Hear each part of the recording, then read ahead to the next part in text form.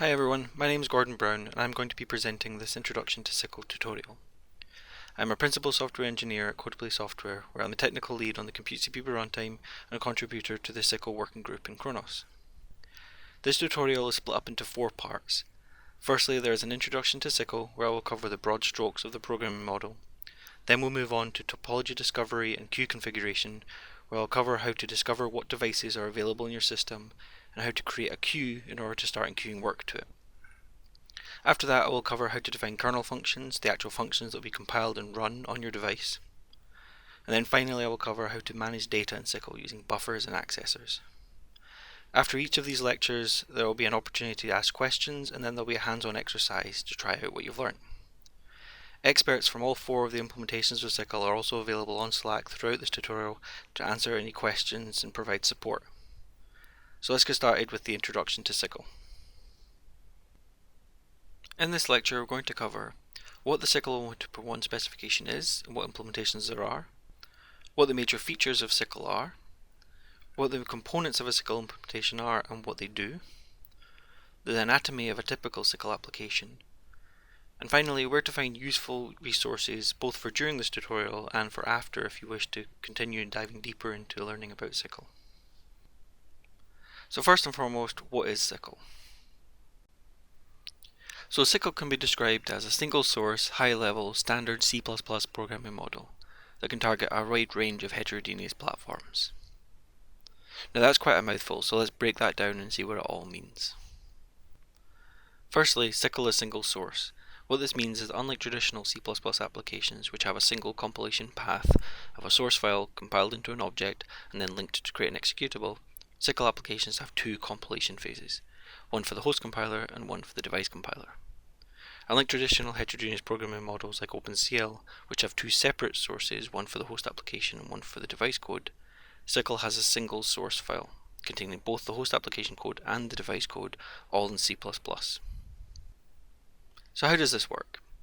Applications in SYCL are written against a single SYCL API, and both the host and device compilers parse the same API, but they interpret it differently. First, the device compiler compiles the SYCL application and pulls out specific parts to compile SYCL kernel functions, generating some form of binary.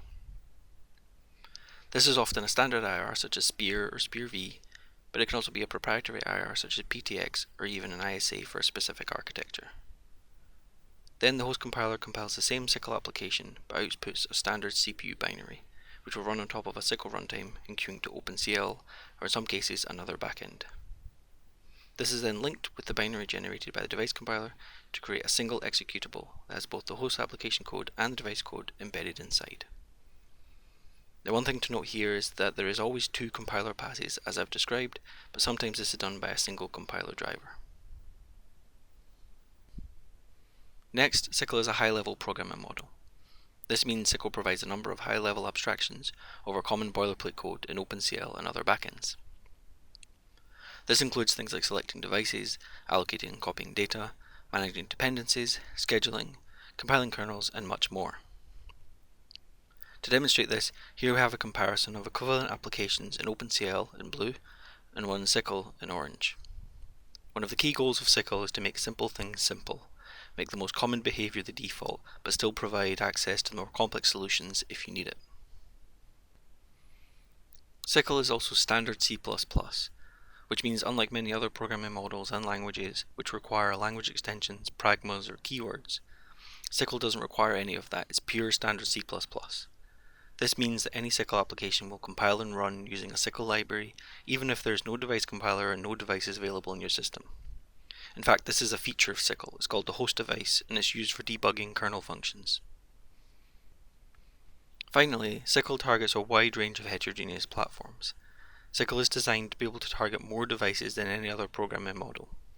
SYCL can target any device supported by its backend, and SYCL can target any number of backends.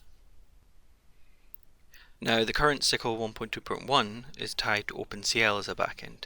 So while implementations such as HipSYCL and DPC++ support HIP and CUDA backends, they cannot be fully conformant.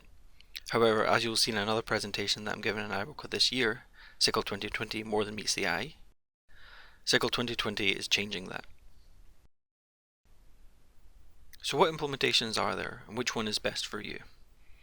Firstly, there's DPC++, which is an open source implementation led by Intel as part of their One API solution, and is intended to be merged upstream to Clang and LLVM.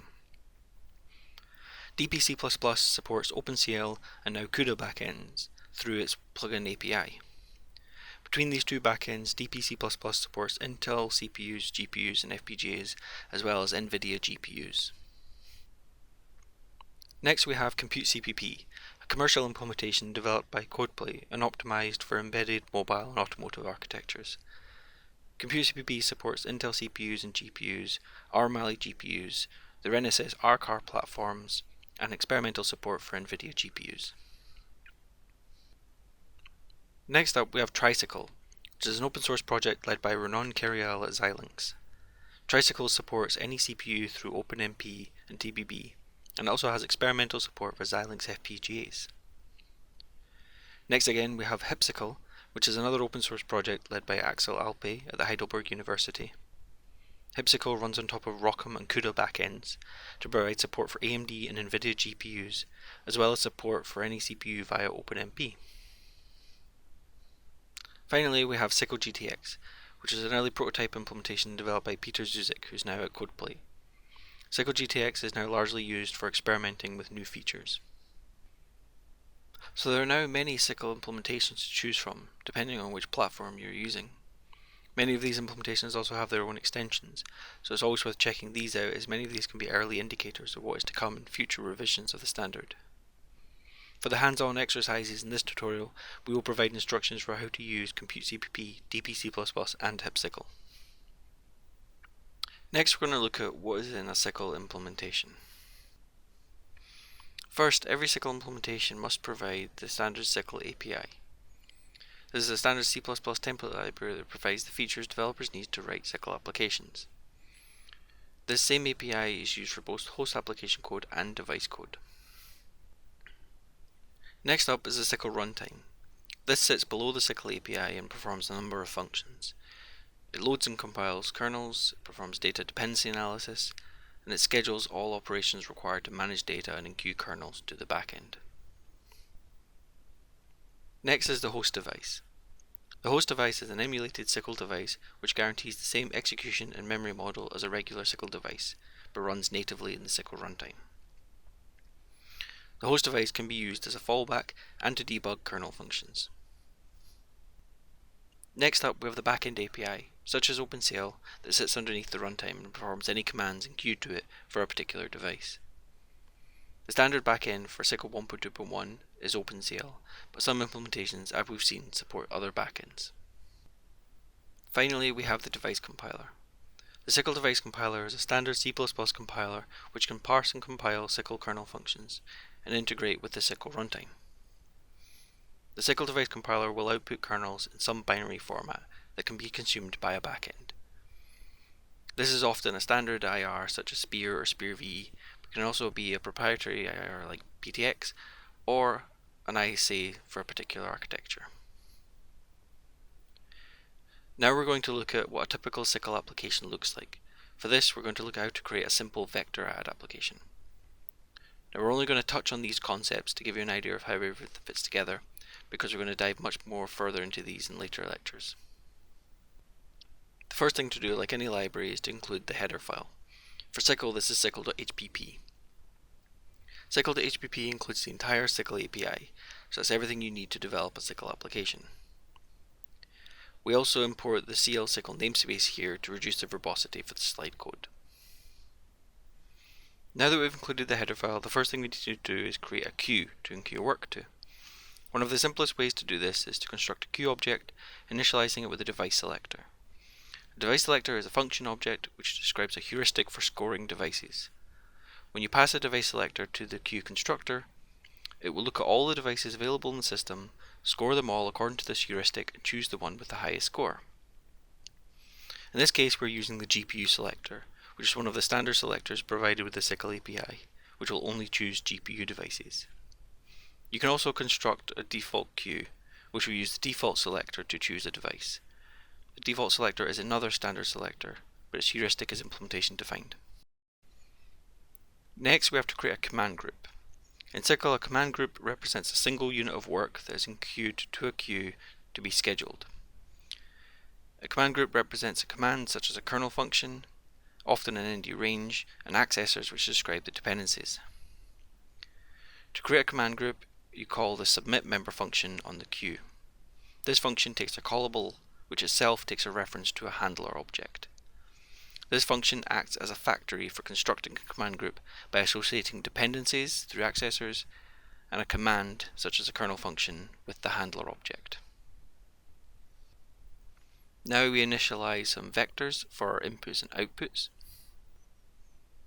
Then we create a buffer for each of these input and the output to manage the data across the host application and the device that we want to enqueue a kernel function to. To create the buffers, we specify an element type, dimensionality, in this case float and 1, and initialize them with a pointer to the data and a range describing the number of elements. Buffers synchronize and copy back to the original pointer on destruction. So adding this scope triggers this synchronization and copies the result back to the output vector when this scope is left. Now we create accessors for each of these buffers to describe the data dependencies for the command group. To do this, we call getAccess on the buffer objects providing the handler to create the association between the accessors and the command group.